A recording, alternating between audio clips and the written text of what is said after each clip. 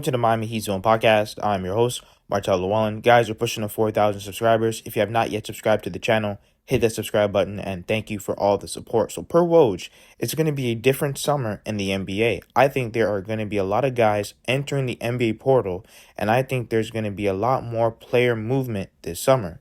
Heat must hope and pray that their asset package is good enough to outbid everyone for Mitchell or whomever, and decide where they draw the line on how many of the kids are sent their way. And this is very important, what Woj just said, because when you think about the Miami Heat, which direction are they going to go in? I think they're going to lean into the Jimmy and Bam build all the way. Also, too, you have to think about what Udonis Haslem said. The Miami Heat want a scoring guard and a big man. So these are all different things we have to take into consideration. We also have to remember, we're kind of 0 for 7 when it comes to getting stars. So if the star thing doesn't fall through, we also have to have a plan B and C and D, because we can't afford to run this roster back with mediocre players.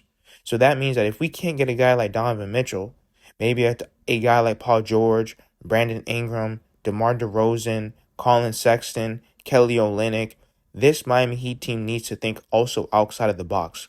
My number one option is Donovan Mitchell. Why? Because he fits that Bam Adebayo timeline, and that's what the Miami Heat are prioritizing right now. Guys who fit the Bam Adebayo timeline. Also, too, think about it. Udonis Haslem said Tyler Herro is really a six-man, and that's where we think. And when he talks, he's talking on behalf of the Miami Heat. He works for the Miami Heat now in player development. So don't get me wrong. I know that Tyler Herro has been starting these past few years, but it's also been reported that they just don't really want to hurt his feelings, and that's really why he's starting. But his best role is when he is a six-man, and to be honest, that's when he's played his best. So at the end of the day, we got to think about all these different things, because when you think about Jaime and Jovic, there's a lot of people that think they're untradeable. And to be honest, we might even have to trade both of them, because a lot of other teams like the Knicks, you have the Thunder, there's a list of other teams that have about 5 first-round draft picks that don't mind overpaying because they know it's hard for them to get a star. So we might have to offer Tyler Herro, Jaime Jaquez Jr., Nikola Jovic, and picks. We might have to offer up everything. So these are all things that, we also have to think about as fans. We can't just say, oh, yeah, go get Donovan Mitchell.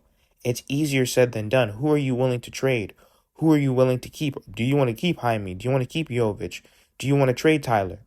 These are all things that the Heat organization have to think about when it comes to the Bam Adebayo timeline and also winning for Jimmy Butler. Let me know what you guys think in the comments.